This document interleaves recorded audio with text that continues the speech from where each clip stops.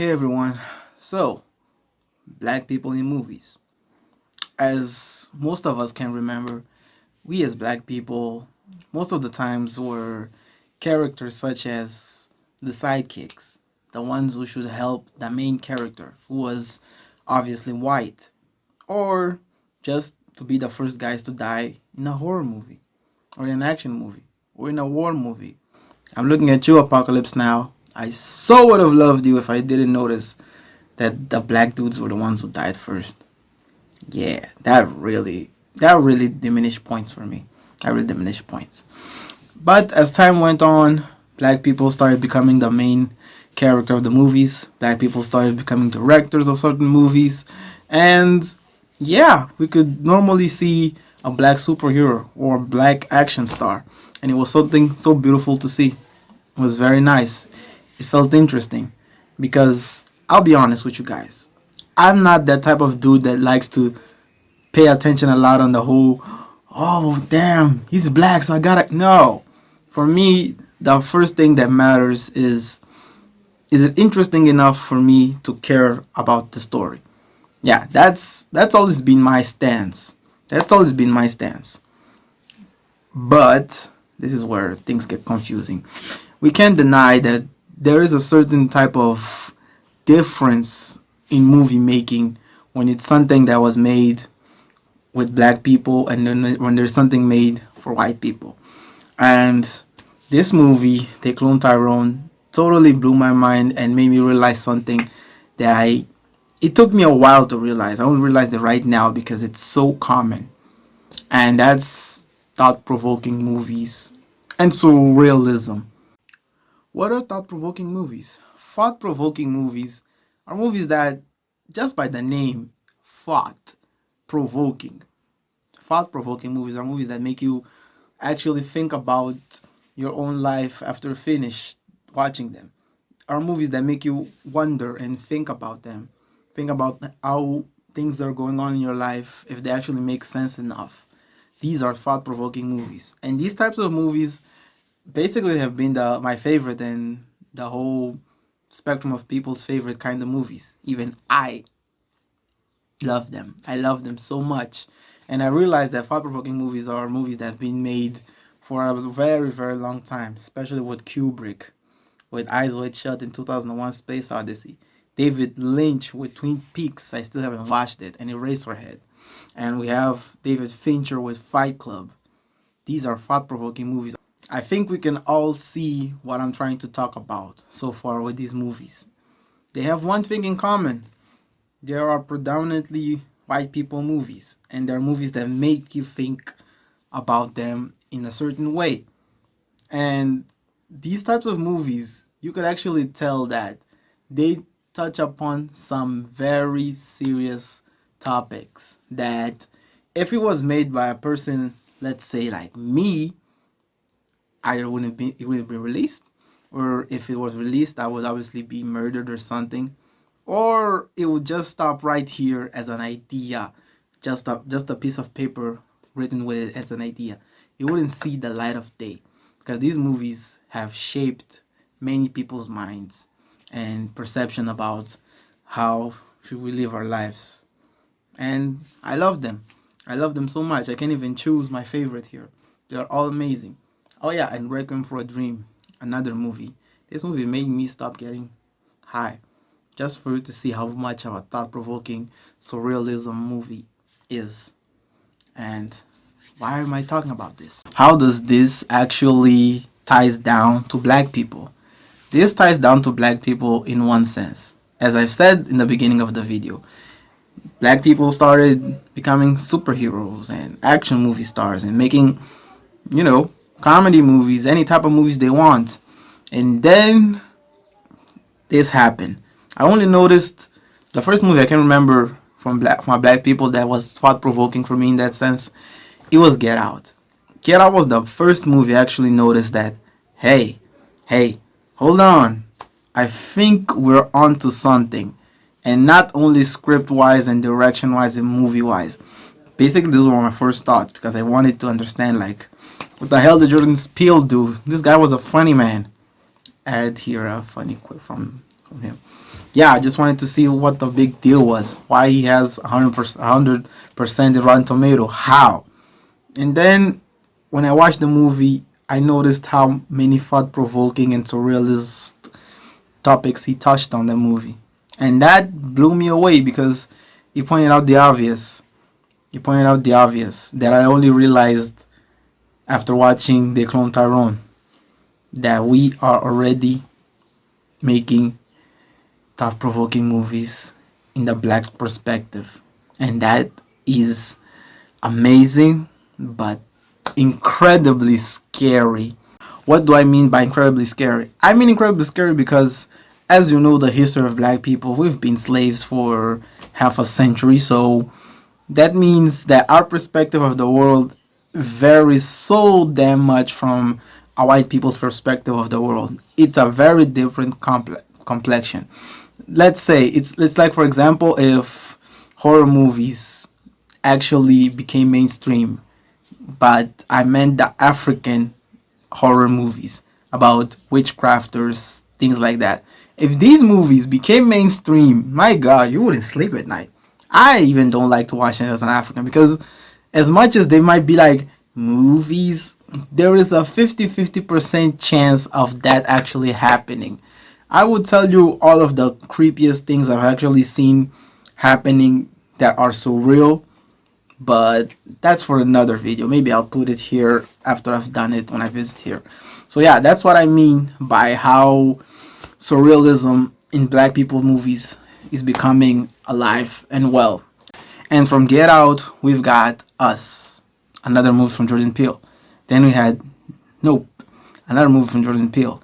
And obviously, my favorite ones are the ones with Daniel Kaluuya because he is legit one of the OGs of making thought-provoking content. My favorite episodes of hit from him is the episode from Black Mirror that he made. That episode, another mind-blowing, thought-provoking episode. I would say movie because 1 hour, I think.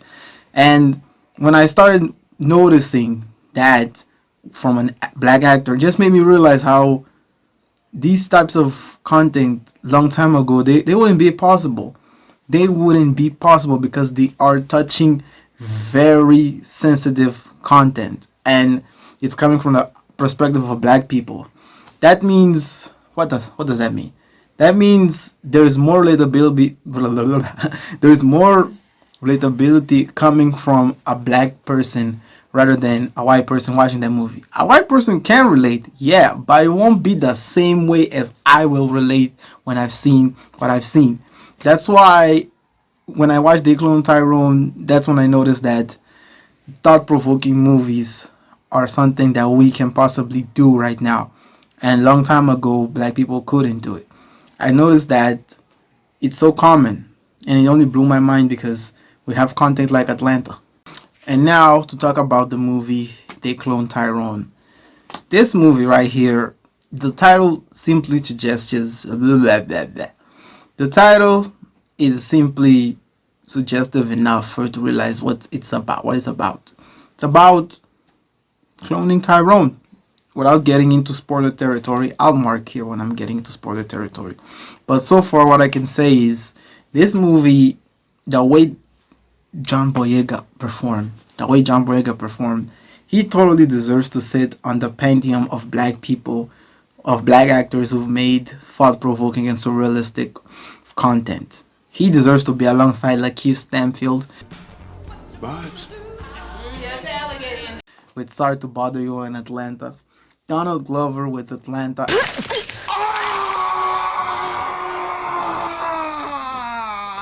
I'm fine. Grits don't work on me. and many other countless projects I might not know about. He deserves to be there. And obviously Daniel Kaluuya, because I think he's the OG. He's totally the OG of making thought-provoking content like that, because this movie blew my mind. This movie is a total mindfuck of a movie. This movie is a mindfuck of a movie. This movie made me realize this that I'm doing right now, that we as black people, we have the capacity of making movies that only white people could do. Because the things this movie talk about, They are downright conspiracy theories. I won't lie. I won't lie. And even this character right here, this white guy, he really reminds me of this dude here. I won't tell you anything about this dude. You will search it for yourself. I don't want to put you in a rabbit hole that you will go to on your own. But just know that when I saw this guy a lot in this movie, Take Clone Tyrone, it just made me realize how this type of content 5 or 10 years ago, we couldn't make this. We couldn't make this. This movie gave me the same realization when black people were seeing Black Panther and they loved it so damn much. I won't lie, I loved it so damn much, but not the same way I loved this movie. I just saw it as another superhero movie. That's it. Made me hate it for the way it was hyped, but now I understand why people relate to it so much. Because the way I related to this movie is the same way that many black people related to the Black Panther movie, because it's just too mind F. It's too mind F. Let me get a little bit into spoilers so you can jump until this time gap here. So basically, they clone Tyrone. It's basically about John Boyega's character, who in the beginning of the movie gets killed, and then eventually he wakes up and keeps on doing what he's doing with his life. And we can notice that Jamie Foxx, who, my God, Jamie Foxx is a whole other level. Jamie Foxx, in my opinion, besides Denzel Washington, is the best black actor of all time. Besides Denzel Washington, he is the best. Because the way he acted here, he acted the same way as Baby from Atlanta. Yeah, he acted that way. He was amazing. So, as John Boyega's character went to talk to Jamie Foxx, he started to realize that, bro, something's happening. You came here, you got shot down, and now you're here again. What the hell's going on? And so they go and investigate. And as soon as they go down the rabbit hole, just like us when we start going down the rabbit hole of stuff we're searching for, it's just wrong. It just hurts. And obviously, just how the name says it, they clone Tyrone. It just points out that they're playing with black people. And this movie points out in the most hurtful, the most thought-provoking, the most heartbreaking and eye-opening ways that just, it could make you laugh, but at the same time, it'll make you react like this. Uh-oh. And when I watched this movie and I enriched the Jamie Foxx scene when he saw his own clone there, it just blew my mind like, wow. Especially this year since he got sick and the conspiracy theory that they wanted to end his ass and this movie comes out. I mean, I'm not a conspiracy nut, for real. I've retired of that job. I don't want to touch that subject again. Maybe I should. Tell me in the comments because I am an expert on it. But I've learned to live with it. And that's one of my favorite parts of this movie. When John Boyega's character just learns to live with it and just keeps on having his own life. Because that's what we should do when we find out stuff that shakes your world. We have two options: either do something about it or leave it be. And like I was saying, especially since Jamie Foxx being ill and conspiracy theories that happen, and you see this movie, it just blows your mind. Just that's why when I saw this movie, it just made me realize what a wonderful time we are living as a black community, as black people.